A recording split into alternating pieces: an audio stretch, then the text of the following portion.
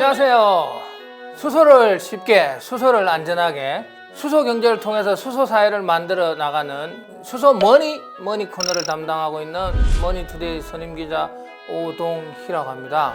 코로나19가 전 세계적으로 확산되면서 비대면 접촉, 언택트 비즈니스가 주목을 받고 있는데요. 그 중에서도 드론을 이용한 택배에 대한 관심이 커지고 있습니다. 최근 몇 년 동안을 보면 미국 최대 전자상거래 업체인 아마존이 프라임 에어라는 드론 택배 서비스를 시범 서비스를 했고요. 전 세계 최대 플랫폼 업체인 구글의 모회사인 알파벳이라는 회사가 있는데 이 알파벳이 프로젝트 윙이라는 드론 택배 시범 서비스를 한 적이 있습니다. 2-3년 내에 전 세계 드론 택배 서비스를 한다는 계획도 밝혔는데요. 우리나라도 지지는 않겠죠. 작년 7월 달에 행정안전부가 충남 당진에 있는 인근에 있는 섬마을로 10kg짜리 의약품을 드론에 실어서 20분 만에 보낸 시험 서비스를 한 적이 있습니다.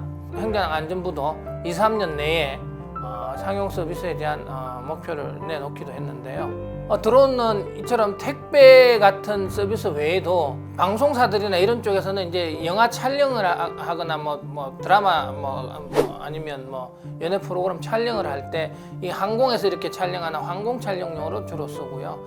군에서는 군 정찰할 때 정찰용으로 좀 씁니다. 그리고 농사를 지을 때는 농약을 뿌리거나 이럴 때도 좀 농업용으로 쓰고요. 이런 드론이 상용화가 쉽게 되지 않는 이유는 항공 보안의 문제가 기본적인 게 있고 또 기술 안전성에 대한 문제도 있습니다. 근데 이런 문제뿐만 아니라 한번 뛰었을 때 운항 시간, 그 다음에 이제 충전할 때 충전 시간 이런 데 대한 제한이 있기 때문입니다. 드론을 한번 띄우면 몇 시간 정도 떠 있을 것 같아요? 1시간, 2시간 떠 있는 게 아니고요. 한 20분 정도 떠 있을 수 있습니다, 드론이. 한국소비자보호원이 최근에 조사한 국내 시중에 판매되는 드론을 조사해 본 결과로는 길게는 20분 정도 대부분 떠가 있고요. 20분보다 훨씬 짧게 떠 있는 드론들이 많이 있습니다. 그리고 1-2시간 정도 충전을 해야 되고, 만약에 그렇게 하지 않을 경우에는 보조 배터리를 여러 개 가지고 있다가 20분마다 한 번씩 드론을 착륙시켜서 배터리를 갈아서 띄워야 하는 그런 불편함들이 있습니다. 그래서 이제 군사용이나 아니면 산업용으로는 사용하기가 쉽지 않은 단점이 있습니다. 이 배터리 드론을 대체할 수 있는 새로운 에너지원의 드론은 없느냐 이런 관심이 집중되는데요. 여기서 대안이 되고 있는 게 이제 수소 드론이 되겠습니다. 이제 배터리 드론 같은 경우는 에너지 밀도를 비교해 보면 1kg당 생산하는 전력이 250Wh 정도 되는데요.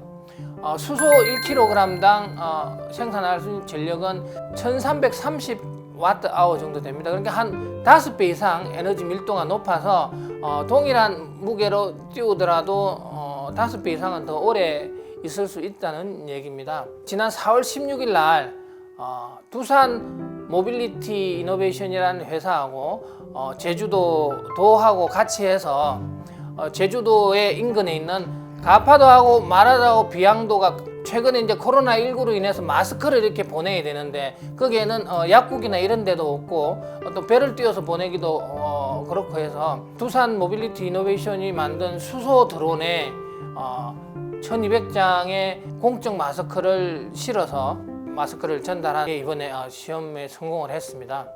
두산의 이 드론은 지금 한 대 한 6,500만 원짜리로 이제 개인들이 사용하는 레저용은 아니고요. 산업용으로 활용이 되고 있습니다.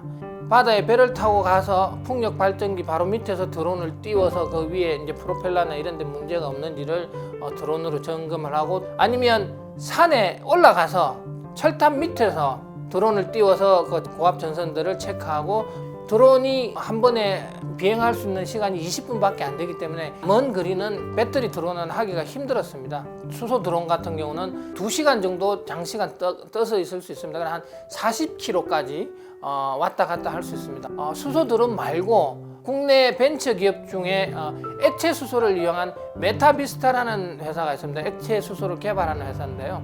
이 회사가 작년에 액체 수소를 이용해서 드론을 띄웠는데 12시간 7분 동안 한 번 띄워서 계속 공중에 있었습니다.